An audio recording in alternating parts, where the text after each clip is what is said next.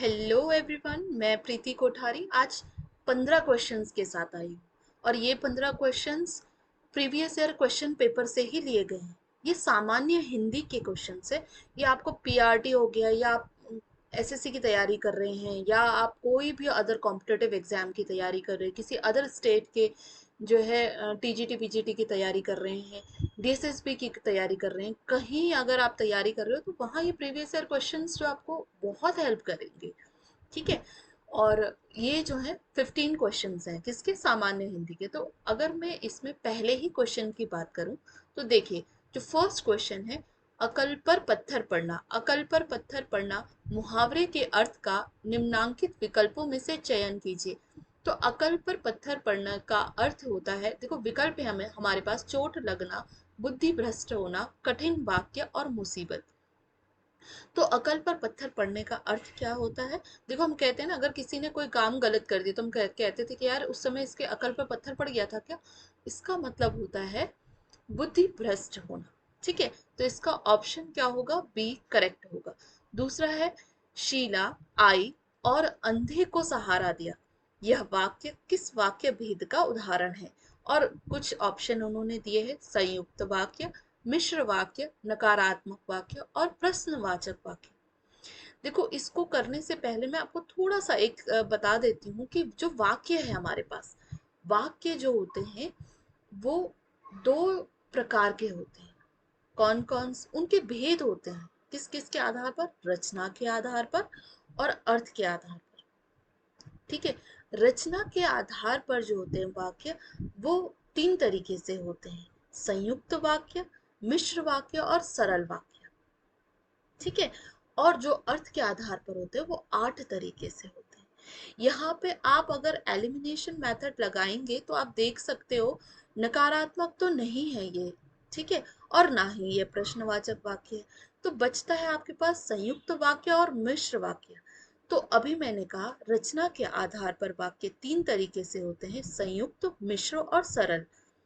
ठीक है।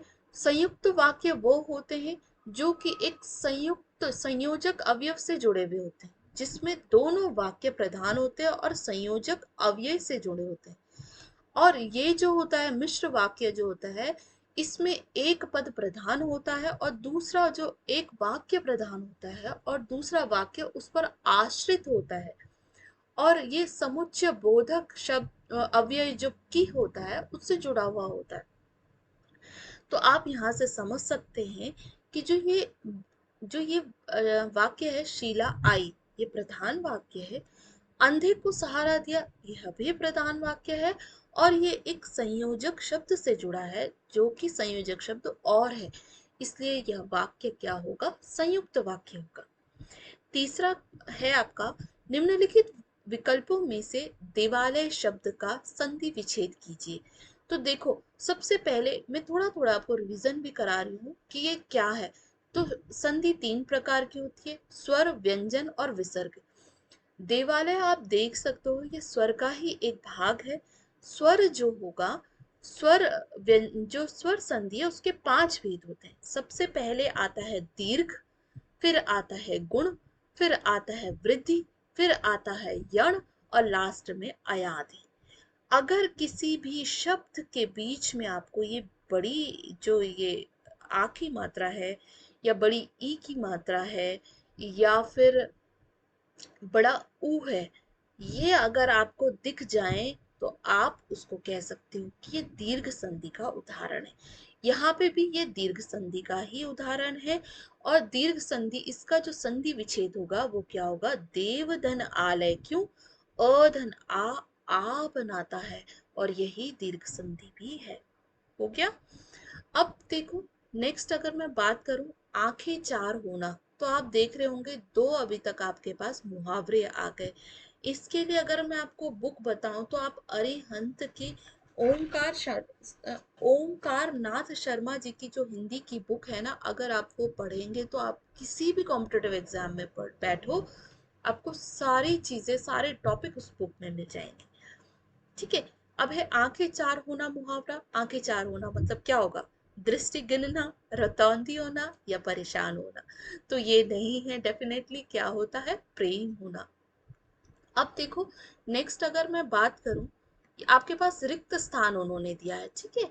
अगर रिक्त स्थान की हम बात करें तो रिक्त स्थान में क्या है, देखो सबसे पहले नाच न आवे, तो क्या टेढ़ा, डेफिनेटली क्या होगा, आंगन, ठीक है। नाच न आवे आंगन टेढ़ा।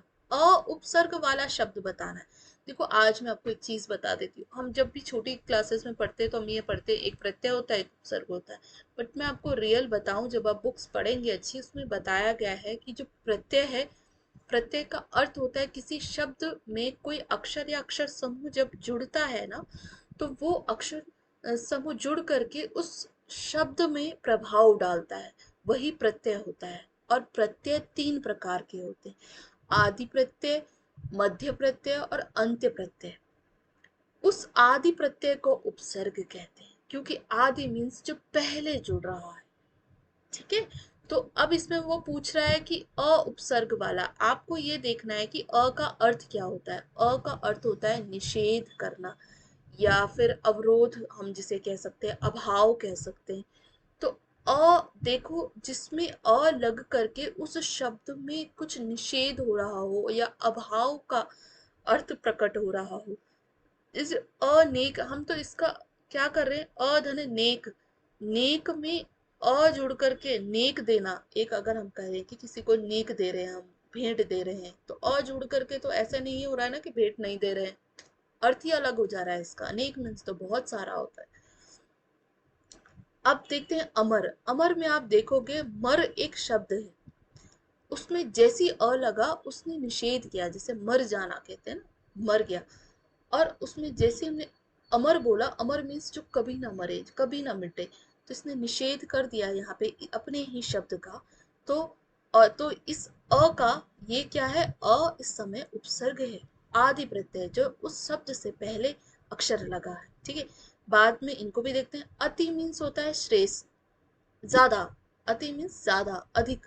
तो अतिशय, अति यहाँ पे उपसर्ग होगा जिसका अपना एक अर्थ है श्रेष्ठ या श्रेय। अधि मीन्स भी क्या होता है, श्रेष्ठ होता है या ऊपर हो गया, अधिक हो गया, ठीक है। अधिभार, तो अधि और अति इसमें उपसर्ग है, उन्होंने अपसर्ग पूछा था, तो अमर इसका करेक्ट आंसर हो गया, ठीक है।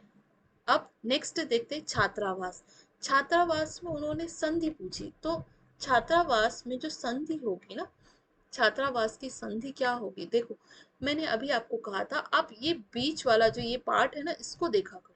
इसमें बड़ी आ की मात्रा आ रही है, ऐसा नहीं है कि सब जगह यही होता है, पर एक तरीका है इसको देखने का कि आ की मात्रा है, तो एक बार इसको ब्रेक करके देखो क्या होगा। छात्र धन आवास, त्र के आगे अ आ रहा है, अ धन आ बनता है, तो ये क्या बन जाएगा आपके पास, ये भी दीर्घ संधि का एक उदाहरण हो जाएगा। छात्रावास, हिमालय, विद्यालय, ये सब आपका क्या है, दीर्घ संधि के उदाहरण है। गुण संधि का एक एग्जाम्पल याद रख लो, गणेश। गणेश आपने याद रखा तो वो क्या बनता है, देखो अ गण धन ईश, क्या बनेगा, वो ऐसे बनता है, गण धन ईश बनता है, गण धन ईश। तो आप देख रहे होंगे यहाँ अ धन ई बन मिल करके ए बना है, तभी तो वो गणेश बनता है, ठीक है। तो गुण के लिए एक याद रखो कि गणेश याद रखो, इसमें ए बनेगा, ओ बनेगा और अर बनेगा, ए ओ अर बनता है इसमें, ठीक है। वृद्धि में, वृद्धि और दीर्घ में बहुत बड़ा डिफरेंस है। दीर्घ कहता है बड़ा शब्द लेकर के आओ, बड़ा स्वर लेकर के आओ, और वृद्धि कहता है कि उसमें बढ़ोतरी करो, ए में अय कर दो, ठीक है, ए का अय कर दो, ओ का अव कर दो, ठीक है। तो ए का अय, ओ का अव करेंगे तो वो वृद्धि में हो जाएगा, ठीक हो गया। जैसे एक एग्जांपल सदैव याद रखो, अयादि मीन्स क्या होता है, अयादि का अगर मैं आपको बताऊं, अयादि मीन्स आप करेंगे तो नयन कर सकते हैं, याद कर लो नयन। नयन में क्या होगा, ने धन अयन हो जाएगा, और ने धन अयन किया तो आप यहाँ देखोगे कि ये क्या बन रहा है, ए धन अ, क्या बन रहा है, अय बन जा रहा है, ठीक है। इसमें अय, आय, अव, आव ऐसे बनता है, ठीक है। तो ये क्या हो जाएगा, निधन अयन हो गया है। नयन, अयादि का एक याद रख लो आप, नयन कर सकते हो, ठीक हो गया। अब हम बात करते हैं, या और एक रह गया है तो चलो वो भी कर लेते हैं। यण, यण के लिए आप स्वागत याद रख लो। यण जो है ना, यण संधि के लिए आपको याद रखना है, तो आप स्वागत याद रख लो, स्वागत। इसमें क्या होता है, सु धन आगत होता है। अब ये क्या होगा, उ धन अ बराबर व बन रहा है। जब ऐसा हो तो उसको हम यण संधि कहते हैं। ठीक हो गया। अब हम बात करते हैं फ की। फ वर्ण जो है उसका उच्चारण स्थान, देखो उच्चारण स्थान आपको याद करना पड़ेगा। जैसे क, आप बोल के देखो, क गले से आवाज आती है, च दांतों से, फ कहाँ से आती है, ओष्ठ से आती है। कहाँ से, ओष्ठ से आती है, मीन्स होठों से। ने किस कारक की विभक्ति है, तो आपको देखो आठों विभक्ति याद करनी पड़ेगी। उसको आप लय में याद करो तो आप कभी नहीं भूलोगे। कैसे, कर्ता ने कर्म को करण से संप्रदान के लिए अपादान से संबंध काके की अधिकरण में पर संबोधन हे वारे। अगर आपने ऐसे याद कर दिया तो कभी भी ये गलत नहीं होगा। तो क्या आया, कर्ता ने, कौन सी विभक्ति है, कर्ता की विभक्ति है। अशुद्ध वर्तनी के लिए तो मैं आपको कुछ नहीं बता सकती, ये केवल प्रैक्टिस से ही आ सकता है। जितनी प्रैक्टिस करेंगे उतनी अशुद्धियां नहीं होंगी। देखो महीना ऐसे ही लिखा जाता है, क्रिया ऐसे ही लिखा जाता है, सप्ताह ऐसे ही लिखा जाता है। अनुग्रह उन्होंने गलत लिखा है, अनुग्रह होता है। क्या होता है, अनुग्रह। ठीक है। अब है शक्ति की उपासना करने वाले को क्या कहते हैं, तो शक्ति की उपासना वाले को हमेशा याद रखो, हम क्या कहते हैं, शाक्त कहते हैं। क्या कहते हैं, शाक्त। अब देखो उन्मूलन का जो विपरीत है वो क्या होता है, रोपण। अशुद्ध वाक्य, लड़की दौड़ती है, शहर अच्छा है, बादशाह खांसती है, होटल ठीक है। डेफिनेटली बादशाह खांसती नहीं है, बेगम खांसती है, बादशाह तो खांसता है। दोपहर का समय क्या कहलाता है, दोपहर का समय हमेशा मध्याह्न कहलाता है। निम्नलिखित में से कौन सा शब्द सर्वनाम है, देखो सर्वनाम जो संज्ञा के स्थान पर प्रयुक्त होता है, स्थान पर। राधा संज्ञा है, विभीषण संज्ञा है, सुंदर क्या है, विश्लेष विशेषण है। विशेषण मतलब जिसकी विशेषता बताई जाती है, तो वह क्या होगा, सर्वनाम होगा। ये 15 क्वेश्चन थे, ये इसकी प्रैक्टिस हमने कर ली बहुत ही कम समय में। और आप सभी से अनुरोध भी है, अगर वीडियो आपको पसंद आती है, आपके लिए यूजफुल है, तो आप इस चैनल से जुड़े रहिए। मेरे पास जितने भी पेपर होंगे, जिस भी चीज़ के पेपर होंगे, वो सारे पेपर्स में आपको इसमें सॉल्व करके दिखाऊंगी और आप लोगों को की मदद करने की थोड़ी कोशिश करूंगी। और ये ज़्यादातर टीचिंग के जितने भी अभ्यर्थी हैं उनके लिए ये चैनल ज़्यादा उपयोगी होगा। धन्यवाद।